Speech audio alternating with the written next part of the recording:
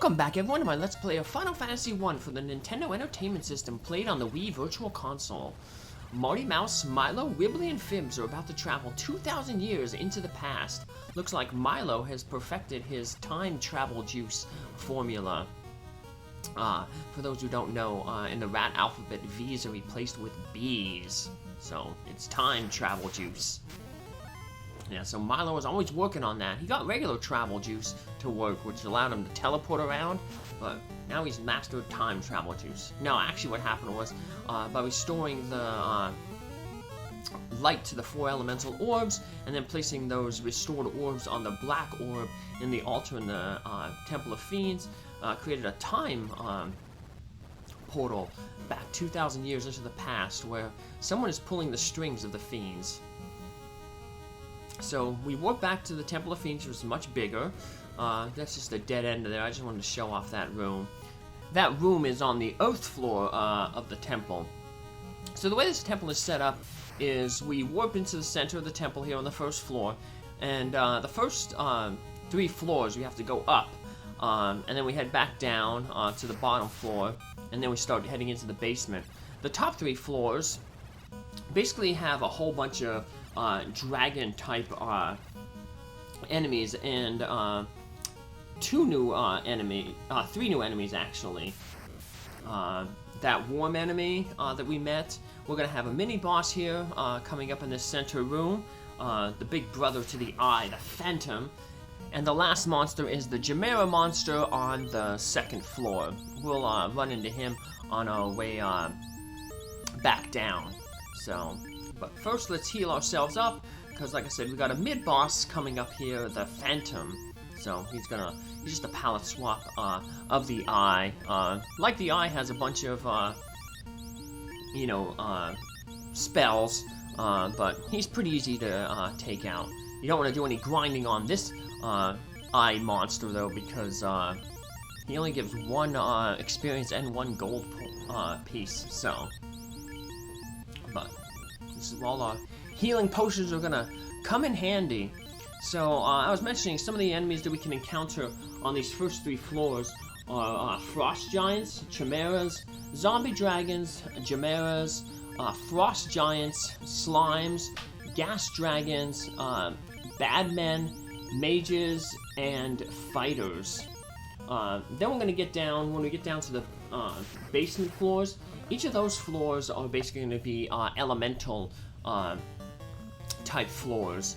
We're going to have a floor of earth, then a floor of fire, floor of water, floor of wind, and then the final floor, basement 5, is where the big boss, the mysterious person pulling the strings is. So let's get some more money here. The only way out of the Temple of Fiends is with the exit spell, but we don't have that, so we're just gonna have to do all this in 1 run. It will take 2 videos though. There's a stone plate on the floor. We sense something evil. I wonder if the rod could open it. No, it doesn't. The only way to open that stone plate is to use the loot. Yes, the loot finally comes in handy. I guess the clue to use the loot is we travel back 2,000 years into the past. And remember when we rescued Princess Sarah from Garland way back at the beginning of the game, she said this loot has been passed down from generation to generation for 2,000 years. So yeah, if you were paying attention and maybe marked that stuff down, you'd put the correlation together. 2,000 years in the past, this loot has been passed down 2,000 years. It must have some use 2,000 years in the past. So there you go. Music is the key. That was, I think, the slogan for Revolution X. It was an arcade game. It was a shooting game, an on-rail shooter, which meant that like your characters basically on a train track. The game moved them around and you shot enemies. It was tied in with the band Aerosmith. They performed a lot of the songs on there, and the plot was you had to kind of rescue the band members from Aerosmith. They were basically kidnapped by this evil government organization that was like, we don't like music, so So here we got the Chimera enemies. They are the green chimeras, so the lower left, upper right there. So you might want to use a fire spell to protect against their cremate attack. So hopefully though, Wimbley and his ninja moves can take them out quickly. So while Marty focuses on the chimera, so see if we get them taken out. So once we get down, that'll be the last new enemy that we gotta kind of meet on these floors. Once we start getting down to the elemental floors, we're basically gonna be running into enemies that were similar to the stuff we met in each of the Fiends dungeons. So for instance, with a few added things. So on the Earth floor, we will run into Earth Elementals, Green Medusas, Mud Golems, and Rock Golems. On the Fire floor, we'll run into Agamas, Grey Worms, Red Giants. On the Water floor, we'll run into Sea Snakes, Water Elementals, Grey Sharks, Wizard Sahags, and Big Eyes. And on the Air floor, we'll run into Iron Golems, Sorcerers, Air Elementals, Vampires, and Wizard Vampires. So we can also run into the final enemy in the game, or common enemy in the game, the Iron Golem, which actually isn't all that common. It's only a 1 in 64 chance of running into that enemy. So, and it only appears on the fourth basement of the Temple of Fiends here in the past. So, very easy monster to miss. I get lucky though; I encounter it without having to do any farming. So right before the square leading down to the next basement, we have a refight with the Fiend of that particular floor. So we're on the Earth floor here, so we are going to have to refight Lich. The Fiends in the past here are stronger than their present forms. Each of them will have 100 more hit points, and they'll get a few new attacks, and they will lose many of their weaknesses. So Lich will lose his fire weakness and harm weakness, and he'll gain like the ability to use nuke, and 75% chance to use nuke right away. So yeah, you want to throw up that A fire and hope for the best. Nuke can deal up to 400 damage to a character. So, but yeah, still, like as you can see, he lost his weaknesses, but we'll still use a level 3 spell because do the most damage. But even though they do the most damage, they pale in damage to ninja moves. So, yeah, Wimbley, like I said, he becomes the best, the black belt, becomes the best pure offensive character in the game.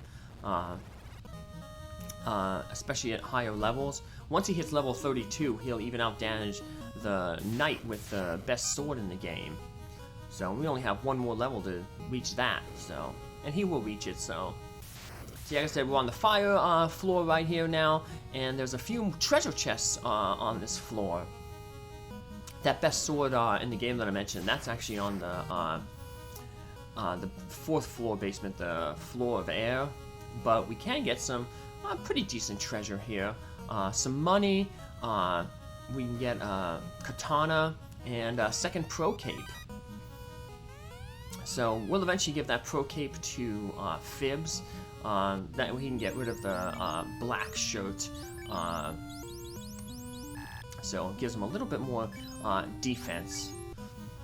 Yeah, we'll keep the ice shirt until the black shirt, which casts Ice 2 for free, until after the water floor, because that's when we'll use Ice 3 in case the free Ice 2, you know, in case we run into water elementals. Water elementals are weak against ice. So, but once there's no real use for recasting the Ice 3 once we get to, you know, the air floor. So we clear out the right side. Now I'm gonna go to the left side, and we get a pretty decent sword when we go roundabout. We can get a second katana. which is a third best sword. Can only be used by ninjas though. So we'll be using that sword when we replay this game with 2 fighters, 2 ninjas. There we go, we got our second katana. So the ninjas will have katanas, one of the knights will have the Excalibur, and then the second knight will end up with the Mazmune, which, like I said, is the best sword in the game that can be used by any class. So not only does it have a high attack rating, but also has a high hit percentage, so it gives you pretty much guarantees an extra hit. I think it has 35 hit percentage.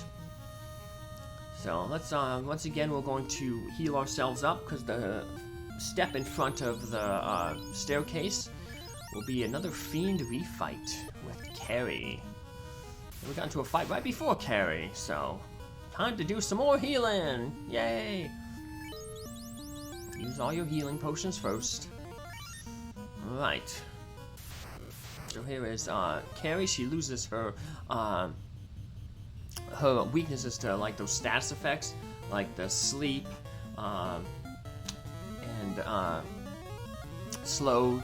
So we're just gonna have to go all out attacking. So throw up a fire spell, because as you can see she has a slightly greater than 33% chance to cast Fire 3. The only one that would really hurt though is Wimbley, because Marty, Fibbs, Milo have the ribbons which have that built-in A fire, but we want to keep Wimbley on his feet and healthy because, as you can see, he's the one who does most of the damage in this in these fights. Even the ice spells ain't doing much against Carrie. Yeah, they pretty much take away their weaknesses and, like I said, give them an extra 100 hit points and, you know, a few new attacks. So, no treasure here on the water floor. It's laid out, for the most part, symmetrically.